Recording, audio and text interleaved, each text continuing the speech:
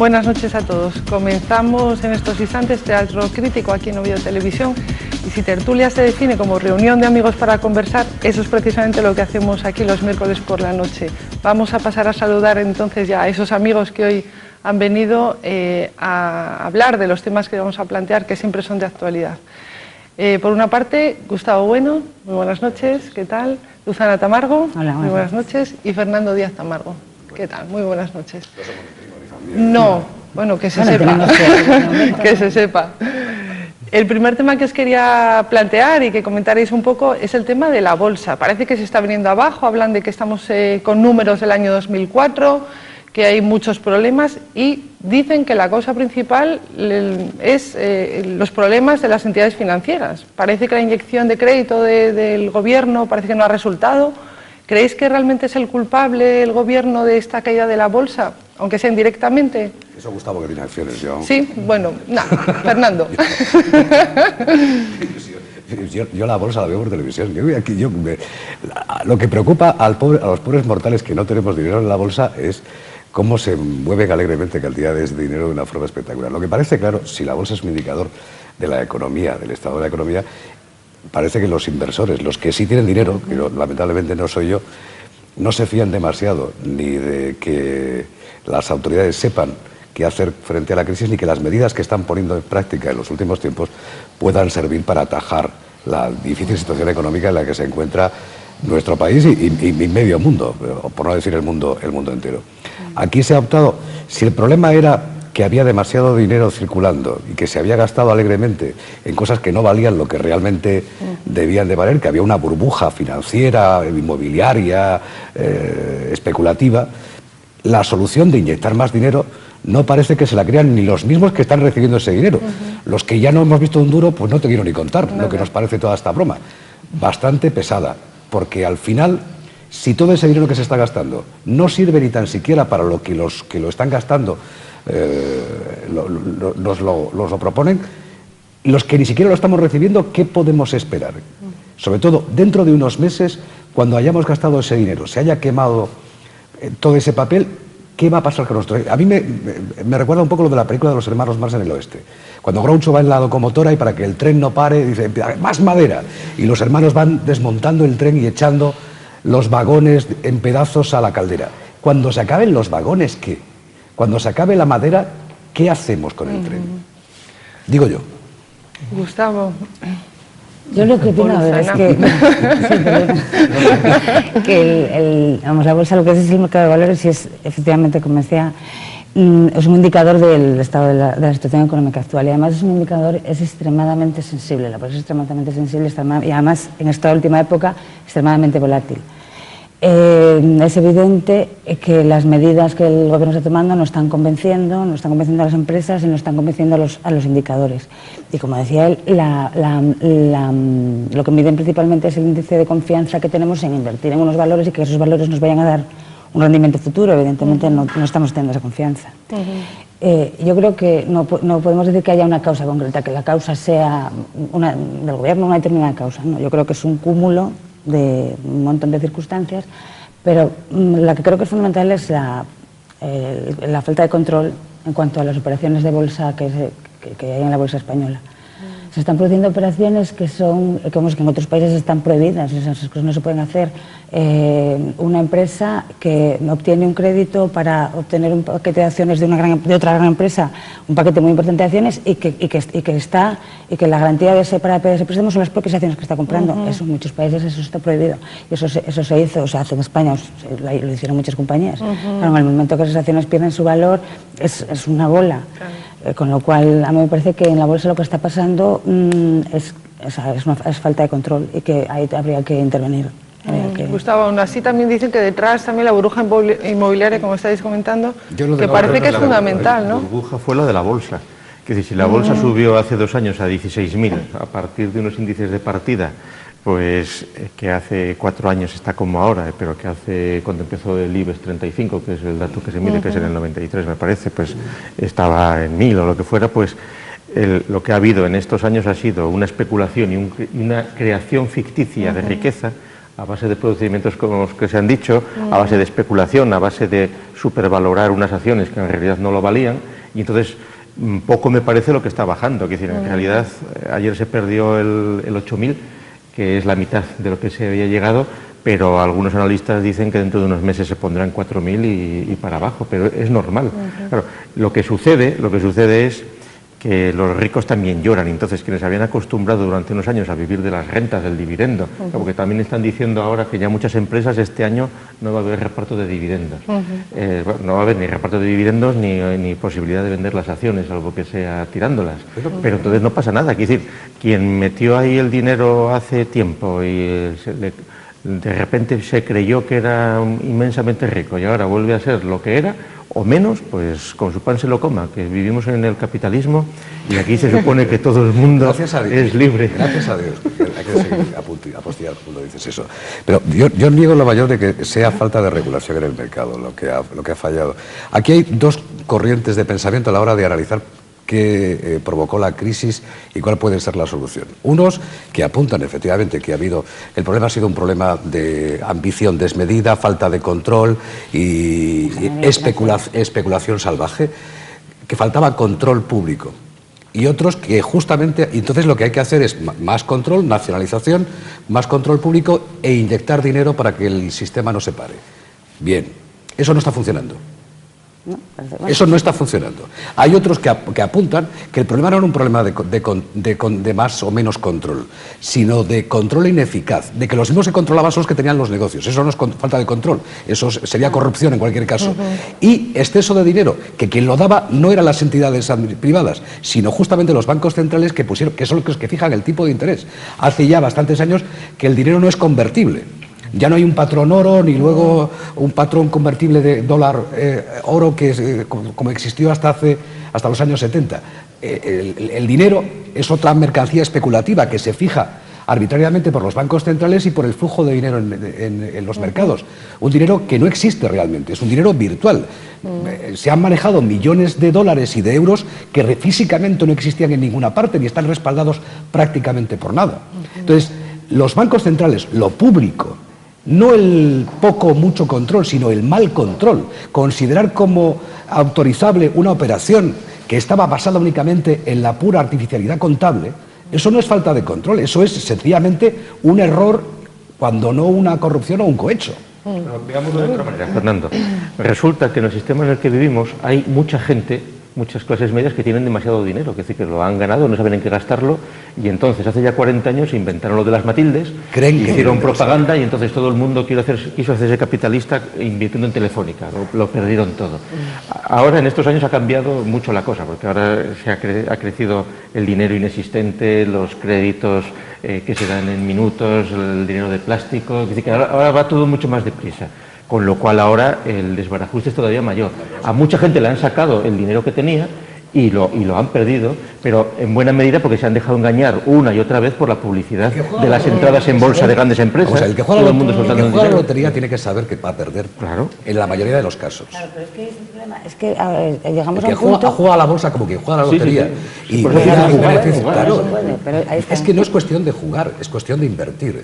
Lo que tiene que volver la economía virtual es a contactar con la realidad. Y eso no se consigue inyectando más dinero artificialmente en el sistema. Yo no entiendo mucho de economía, pero a la mayor parte de los ciudadanos. Vamos a ver, yo veo dos modelos de afrontar la crisis. Veo por un lado a empresas como ArcelorMittal, que estos días está en el ojo del huracán por si cierra o no cierra ese famoso horno alto de Beriña. De momento lo mantiene abierto y ojalá que siga así. Pero a mí me parece muy razonable el planteamiento que le escuchaba tanto al presidente como al director general de la compañía. Vamos a ver, tenemos una crisis, ellos empezaron en octubre ya a recortar producción, porque en el último trimestre del año, aunque tuvieron beneficios en el conjunto del año pasado, en el último trimestre habían perdido 2,6 billones de dólares. ¿Qué hicieron? Para reducir la producción. ¿Qué hace una familia en casa? Reduce gastos, intenta gastar menos dinero, intentar reducir deudas, evitar contrataciones externas y hacer con los medios propios parte del trabajo que antes se encargaba a empresas auxiliares para no despedir a nadie, para no hundir más la empresa, intentar salvar lo que se tiene antes de plantearse nuevas inversiones ni hacer nada nuevo. ¿Qué hace en cambio, por ejemplo, la administración? Justo lo contrario. se endeuda aún más de lo que ya estaba, en un momento de difícil crédito aún se endeuda en más dinero, gasta más, invierte más y nos pide más dinero a los ciudadanos con nuestros impuestos. Yo creo que la verdad es que el sistema es difícilmente sostenible, porque además, en un momento de crisis, aumentar el gasto público supone sacar dinero de quien todavía lo tiene, de quien todavía está trabajando y genera beneficios, quitarle dinero a ese para tapar los agujeros de quien ha sido ineficiente y ha fracasado en su empresa, en su negocio o en su trabajo.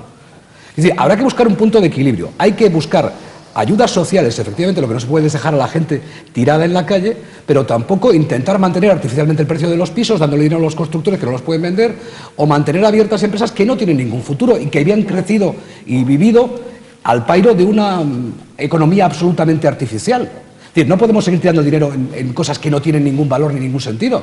Véase, por ejemplo, la laboral, y ya no me meto más porque... Hablando un poco de esos agujeros y bueno, lo que acabas de comentar, ¿qué os parece esa noticia que salía, si no recuerdo mal, ayer, el Banco Santander, que paraliza la rentabilidad de activos inmobiliarios, que bueno, fue escandalosa, entre comillas, o con muchas comillas, y también la noticia que saltó respecto a Caja Castilla-La Mancha, que parece que está en la cuerda floja y que está a punto de ser intervenida, a menos que se fusione con otra banca? Es decir, la banca está teniendo problemas importantísimos, que hasta ahora por lo menos no sabíamos que habían pasado nunca, ¿no? Antes de las últimas elecciones dijo que el país estaba de maravilla y que la economía estaba genial y que ellos estaban esplendidamente, ¿no?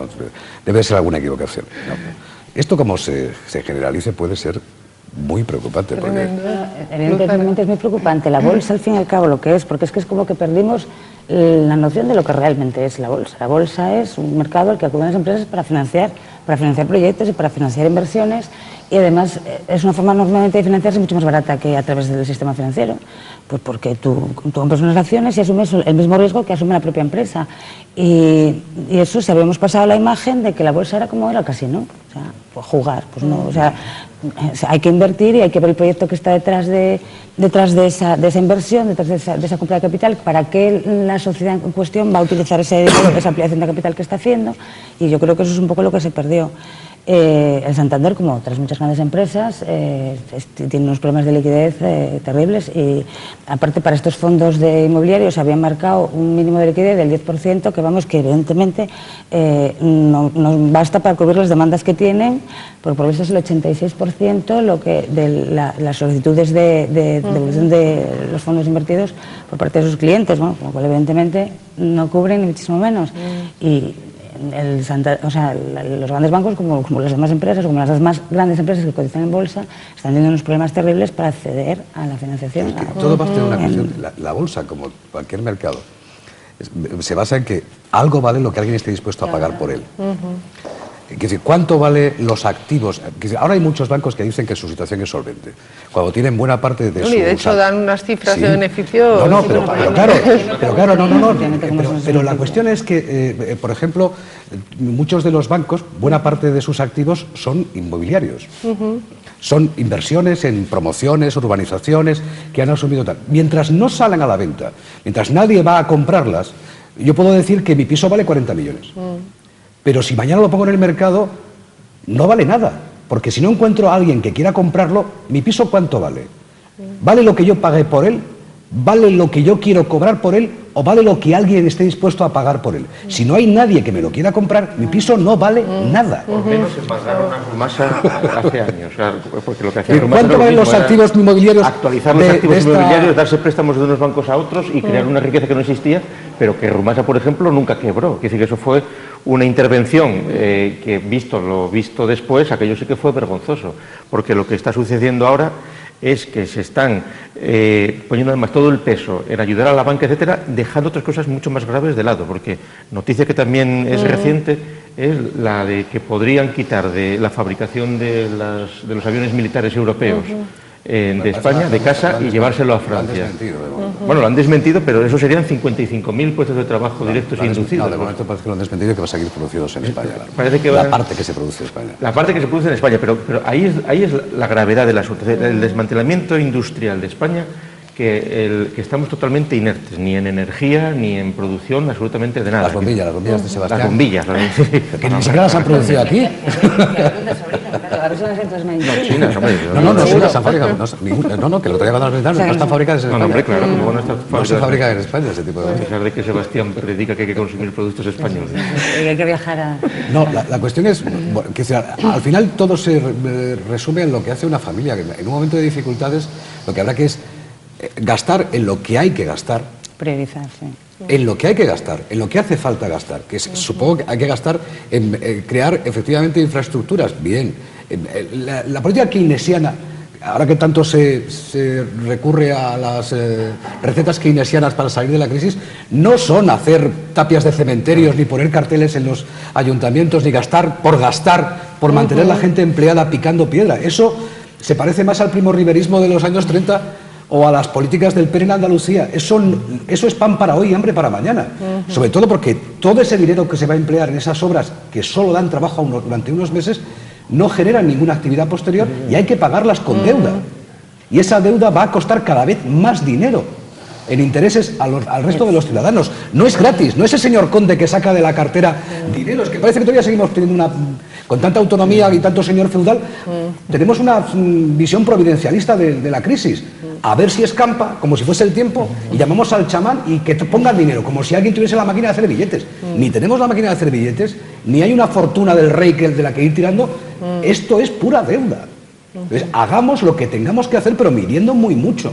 Y claro, aquí todo el mundo lo que pide es ¿qué hay de lo mío? Y tenemos un sistema de administración carísimo, con unas superestructuras impresionantes de por todos los lados. Que la crisis, en la cual todavía no hemos ni siquiera empezado, que la crisis, ahora ya están diciendo, ya Solbes dice que 2010 también será crisis. No, es preocupante. Menuda cosa. Eso serán varios años, probablemente. Hace una semana el gobierno ha decidido recortar 1.500 millones de gasto para poder garantizar el pago de las prestaciones por desempleo. Sí. Y estamos empezando. Claro. A mí esa es la única medida que yo considero que es realmente buena, en la que se plantease realmente el gobierno ahorrar en esa superestructura. Yo estoy, convencida de la cantidad de gastos superfluos que hay en la administración en general, en las haciendas locales, en las autonómicas y en la estatal, la cantidad de entes que están duplicados, para que luego nos pase lo que nos pasa. Se supone que España en los últimos 25 años evolucionamos, nos desarrollamos muchísimo y bueno, fenomenal. Bueno, pues hace 25 años caía la Gran Nevada, oye, y bueno, pues con las las cadenas, no sé qué, oye, no pasaba mayormente nada. Bueno, ahora cae una nevada, y van 17 helicópteros, no sé cuántas, pero ahí todo el mundo está parado y está todo el mundo colapsado. O sea, me parece que el empleo del gasto público es pésimo. Pésimo. Pero la propaganda es mucho mejor. Sí, la propaganda se da, pero... Y yo creo que bueno, no sé si llegaremos a lo que ha hecho o hacía hoy, si no recuerdo mal, Schwarzenegger en California, que despedía hoy a 20.000 funcionarios, pues no tenía para pagar, ¿no? Aquí no hemos llegado a eso. Pero las administraciones no pueden quebrar, pero en Estados Unidos sí. Sí, han quebrado, California. California está en quiebra desde hace ya varios meses. Me gustaría también plantearos un tema que no tiene absolutamente nada que ver con más es crónica social o de sucesos, quizás, pero seguramente para animar la cosa, ya como estamos animados, sí, para girar un poco. Es el tema, el desgraciado suceso del que hemos sido todos testigos, de Marta del Castillo, la niña que desapareció, que están buscando con muchísimos recursos. Y bueno, se ha calificado últimamente lo que está ocurriendo como una especie de circo televisivo, periodístico, me atrevo a decir incluso, porque bueno, sale una niña, una menor, hace unas manifestaciones, bueno, que la Fiscalía parece que está intentando echar mano. ¿Qué os parece de todo lo que se ha montado alrededor? No ya digo, por supuesto, el hecho, que es terrible, sino lo que se ha montado alrededor. ¿Qué opinión tenéis, Gustavo? Esto es como la segunda parte de lo de las niñas de Alcácer, que en un momento en el cual interesa... El otro día estaba el padre por ahí, yo creo que vuelve otra vez. Dejar bien a la policía, a los juzgados que están en huelga, pues entonces salta todo esto y coincide además, desgraciadamente, en un momento de gran crisis de la prensa, con lo cual la telebasura que decían que le iban a controlar, pues no ha sido así, y entonces pues al margen del asesinato, que al fin y al cabo, mira, si hay asesinatos, que es un caso desgraciado, pero uno más. Claro, en este caso, yo creo que ya es una generación de gente que tenían 5 o 7 años cuando empezó Gran Hermano, y ahora el Gran Hermano lo estamos viviendo en directo, pero en la realidad. Lo que siempre supusimos teóricamente que Gran Hermano acabaría cometiéndose un asesinato en una casa y a ver qué pasaba, pues ahora está pasando en vivo, ¿no? Británica, una de las participantes en la versión inglesa de Gran Hermano ha vendido su muerte. Es una enferma terminal, creo que le han pagado 790.000 euros por su boda y su muerte. El gran problema será que su muerte será un problema de máxima audiencia. Claro. O sea, ese es el problema. Es que la culpa la tenemos los televidentes. No, aquí la tenemos todos somos culpables. Aquí es culpable Telecinco, que saca a la niña de 14 años que va con su mamá. Ana Rosa, que la entrevista por la mañana de nuevo. Unas manifestaciones durísimas y terribles, ¿no? Entonces, al periodista que fue a una niña que no le tapan la cara. Aquí la hipocresía es total. A veces a los niños se les tapan la cara, la niña está de 14 años sale ahí declarando, y nos enteramos que vive con su novio de 20 años en casa, va con la mamá. Entonces, claro, y luego a una madre que da una bofetada a su niño le quitan la custodia año y medio del niño, y a otra que tiene su hijo gordo se lo lleva también la autoridad competente porque está el niño gordo. Ahora, a una niña de 14 años que la tienen en casa viviendo con un gandul de 20 años no hace nada, y sale la niña de 14 años diciendo, le preguntan a Rosa, y la ropa que traía el día del suceso la lavó y tal. Sí, porque como todos los hombres tienen la costumbre de tirar la ropa, y yo se la recogí y la eché a lavar. Entonces eso ya, la niña de 14 años, ahí está Educación para la Ciudadanía, Ministerio de la Igualdad, lo que quieras. Es una degeneración absoluta y una degradación social notable. Bueno, son 30 años de socialismo en Andalucía, pero seguramente es generalizable a toda España. Sí, porque es que lo segundo que se pone en evidencia no solamente es el periodismo que está en boga hoy en día, sino el estado de la juventud y de la educación de la juventud. El periodismo no es más que un espejo. No, sí, efectivamente, sí. No por supuesto. Forma de hacer televisión que escarba en la basura o que expone como muy culpa tiene la audiencia que ve eso, no el periodista. Por supuesto, y yo la primera cuando haciendo zapping me la sangre y las vísceras de las personas. Me parece carroña y periodismo de buitres, pero no deja de ser un espejo de lo que tenemos. Es decir, aquí no, este libro de pecado que tiene la primera piedra. En cualquier caso, esto ya no es la aldea global, es el patio de vecinas global, lo que hemos conseguido, y tiene símbolos a mí me parece que esto es la caída del Imperio Romano. Esto es un poco la decadencia del Imperio. No sé a dónde vamos, pero en cualquier caso, sí es cierto que son siglos de decadencia. Son decadencia de una civilización, de una forma de entender la vida, de entender el hombre, de entender el humanismo. Hemos hecho dejación de funciones con nuestros hijos, seguramente, todos. Todos tenemos parte de culpa, unos más y otros menos. Y lo que no sé es hasta cuándo estamos a tiempo de dar marcha atrás a todo este proceso, porque claro, seguimos con los mismos criterios de evaluación, ahora con toda esta polémica de educación para la ciudadanía, la misma historia de guerras, de valores, hay que restaurar el papel de los profesores, la autoridad de los profesores, los valores de esfuerzo, de trabajo y de mérito, y sobre todo la autoridad de los padres. Pero yo no sé si los padres están ni siquiera dispuestos a aceptarla. ¿Qué haces con una madre que permite que el novio de 20 años de su hija de 14 viva en casa? Una madre y un padre, ¿eh? No, pero que es tremendo. Eso es algo inédito. Lo recordaba ayer o esta mañana, escuchaba a alguien recordar que toda esa gente que ayer pedía que matasen a este chico que cuando fue a hacer la reconstrucción del crimen, se montó un espectáculo con todas las cámaras en directo, un montón de personas alrededor pidiendo que lo matasen, que lo tal, la típica muchedumbre que pide el linchamiento. Esto es muy viejo, ya desde Lynch. Son los mismos que seguro que si hubiera habido una de estas redadas de la policía contra zonas de copas, llamarían a la policía represores, asesinos. Es decir, son los mismos. Son los mismos. Es ese pensamiento débil que se pone de parte de unos o de otros según pinte en ese momento el color, que no asume sus responsabilidades. Aquí lo que está en cuestión es el principio de responsabilidad. Aquí nadie es responsable de nada, ni los jueces. Los jueces, al hilo, por un caso también muy dramático, están en huelga porque dicen que la justicia es un desastre, es verdad, que no tienen medios, es verdad, que los ordenadores, que si funcionan como el siglo XIX, es verdad, pero es verdad hoy, antes de ayer, hace 3 años y 5. Y digo yo que será un atenuante, pero no un eximente. Ellos son los jueces, no yo. Pero en cualquier caso, lo de la justicia, algo de culpa tendrán.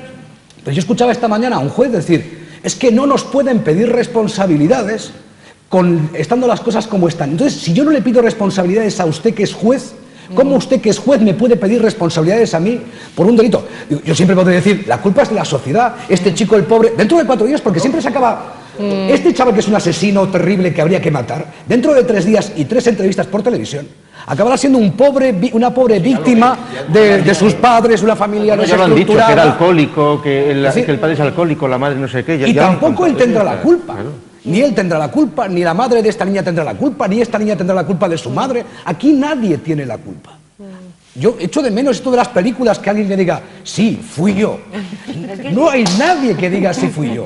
O sea, las cárceles están llenas de inocentes. Es terrible. No, de todas formas, aunque no sea políticamente correcto, porque sé que no lo es, pero bueno, estos chavales, me atrevo a decir, que están detenidos no están juzgados, que decir, ya se les está acusando de asesinos, se les está, que decir, y todavía... confeso, bueno, sí, no. Habrá que respetar sus derechos. No, por supuesto, y probablemente si no aparece el cadáver porque se lo comieron ya los boquerones, pues a ver qué pasa. Ya están diciendo los juristas que sí, que se le podrá condenar si hay otras pruebas, pero por lo visto el coche lo limpiaron muy bien y la novia de 14 años le lavó la ropa, o sea que... igual si no aparece el cuerpo del delito, pues no pasó nada, fue todo una broma. Ahora, la pregunta es, ¿podrían los padres de la difunta de 17 años haberle impedido a las 10 de la noche que saliera de casa para verse con su novio un momentito? Claro, porque además es gente que todos están en Twenty, todos manejan internet, todos manejan el teléfono móvil. Los padres no hubieran podido decirle, no va, aunque la madre diga, yo siempre sospeché de ese novio que tuvo, ¿no? Porque si la hubieran impedido salir de casa no hubieran podido, o sea, es que está degenerada la situación totalmente. Todos somos responsables, pero la culpa hay que acotarla. Tampoco, quiero decir, lo que es importante es volver a recuperar el sentido de responsabilidad y de que hay culpables para las cosas. No podemos empezar a diluir. Es cierto, todos somos responsables y somos sobre todo responsables de no permitir que la gente asuma las consecuencias de sus actos. Aquí, lo hablábamos antes de la economía, el que invirtió dinero en una sociedad inmobiliaria que le daba el 8% de beneficio, ahora que las sociedades inmobiliarias se hunden, quiere recuperar su dinero. El otro que jugó con la pirámide de Madoff quiere recuperar su dinero y dice que él no tiene la culpa. Aquí nadie tiene la culpa de nada. Alguien tendrá que asumir. Yo creo que es una de las claves del problema. Sí. Tendremos que empezar a asumir que nuestros errores, sean cuales sean, tienen consecuencias. Tienen consecuencias con nuestros hijos. Los errores de nuestros hijos tienen consecuencias. Lo que no puede ser es que el otro día había un caso de otro chico que había matado a sus padres y estaba en un programa de televisión. Claro. No, y la tolerancia absoluta jurídica. Hoy, cuando han detenido al hermano mayor del asesino, dicen, claro, es que él no tiene responsabilidad porque no tenía por qué denunciarle porque es su familiar en primer grado. Hombre, eso está de acuerdo, eso sí. Bueno, vale, eso es la ley, él no es responsable. Pero si él lo vio todo y no intervino, y le dice, no, pero tenía que haber denunciado, lo han detenido porque tenía que haber denunciado a los amigos que no son familiares en primer grado. Que está el grado de formalismo, de mentira, de burocracia, que estamos recibiendo lo que merecemos, claro. La culpa no la tienen los jueces. No, ni los jueces, ni los asesinos, ni los ladrones. Aquí nadie tiene la culpa, es la sociedad. Había una canción de Claudina y de Alberto Gambino ya de los años 70 que dice, ni yo, ni usted, ni el vecino, ni siquiera los de enfrente. La culpa de todo esto la tiene la gente. El cha-cha-cha. Y esto es tan viejo como el hombre, pero si seguimos ahondando en esa historia, acabaremos en el desastre. Digo que siento interrumpiros, perdón, pero se nos acabó el tiempo. Daros las gracias a los tres por haber estado aquí con nosotros, a ustedes por supuesto por su atención, y hoy no se pueden perder el debate que van a hablar de cazadores. Lo vamos a dejar ahí para que después de la publicidad, no lo sé, cazadores. Muchísimas gracias y muy buenas noches.